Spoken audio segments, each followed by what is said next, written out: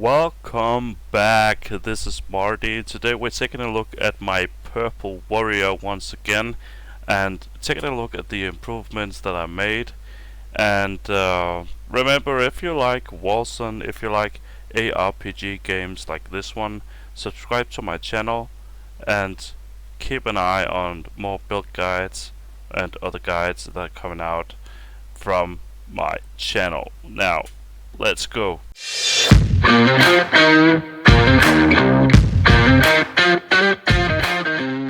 So first off, we're taking a look at my point distribution here. In the last video, I kinda skipped this part because when you're leveling, it's not really that important. But I do want to say that I spent a lot of points into ferocity to get my spell critical chance up, and points into toughness, points into wisdom. I have not been spending any points into agility. This is purely buffed up a little bit from the gear that we are wearing. And as you can see here, we have a little bit of increased chance on stasis, which is one of the really important things that we're using in this build, because of the node up here. The time weaver node here, which time cannot heal, makes you inflict even more damage when the enemies are affected by stasis. And in conjunction with this, I'm using a weapon here with frost, and that means that we are able to put on the element freeze and stasis as well. And these two things combined is really strong and will freeze up the enemies really good. So yeah, let's carry on. I want to talk a little bit about the spells and some of the changes that I made here. Changes regarding spells: I added Aether jump into the mix so we can move around quickly, and I added in blood for blood also, which is buffing up all our Aether damage. As you can see here, I now have 4034 average damage. I put on this and I have 4437. In conjunction with the other buff from the Annihilation, it is looking pretty swell here, 5244 average damage. So that's buffing up our damage pretty good, and we got some good mobility going on here, which is nice, right? So yeah, I chose to get rid of the golem because he was getting pretty weak while I was leveling up and getting some stronger enemies. So perhaps when the new patch comes out, there's some good changes to make it viable to use the summoners again. But for now, I think that this is a much better choice. For now, I'll just show you my skill tree here.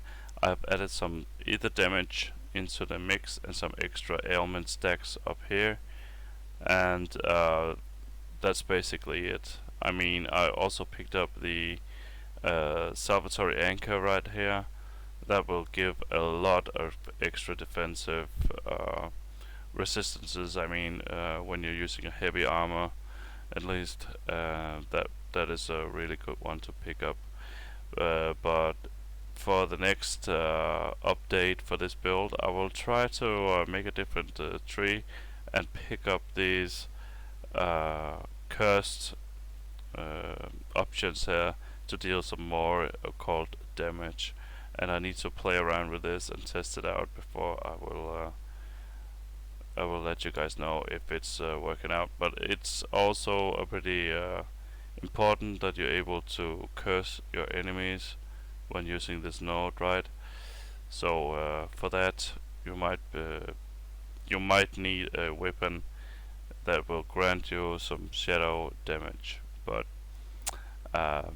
yeah, I have some things in mind. There's some uniques that can be used for this, and maybe in the next video I will have something ready about this. But let's jump into some action and I will show you some tips and tricks and what buffs to keep an eye on while you play and stuff like this. So let's go. So a little bit of tips and tricks here to throw into the mix. Just real quick, this node up here will give you some stacks that will make you attack a lot faster, and let me just show you guys this. This is an important thing when you're working with this build. So I'm just taking a 73 here, 10 levels above our current level. That's fine, and let's see. If we just throw in some anomaly here, you can see that we're building up stacks down in the corner, and now we were up to 4 stacks. We didn't really hit the 5 stacks, but let's just do this now. If we have enough enemies, we can easily get the 5 stacks. No, 2 stacks. Yeah. Now we're up to 5 stacks, and you can see when I attack now, it's a lot faster, right? So we'll do a lot of extra damage with the VOB here, and also with the Annihilation.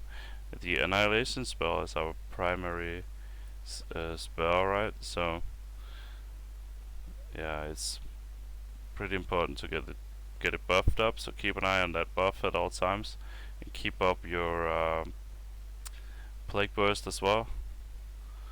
Here you can see that even just a normal can do a lot of damage. But now let's talk a little bit about the new thing here, Blood for Blood. So you can see here, if we go this way, let's see, and then we put on Blood for Blood now, we do a lot of extra damage. 5,755 average damage here, so it's getting buffed up quite a lot, and the percentages is just really nice, and it scales up with your equipment and everything, so you should be able to use it at the higher levels without any issues, really, as long as you can keep it up, you know, with the if you can keep up upgrading your weapon and scaling up, then you will be fine. Yeah, but this is some of my thoughts for some changes for this build update, and I really hope that you liked it, guys. I hope that I haven't really missed anything out. Else just let me know in the comments, and I will do a lot better next time, hopefully. if you have anything positive to say as well, then make sure to let me know, and I'll just talk to you guys a little bit later. But I hope you're having fun with Wolcen, and I hope that this build could be helping you out a little bit, and at least maybe giving you something to do while we wait for some new content, right? So yeah, with that said, guys, I'll just see you in the next video. Bye bye.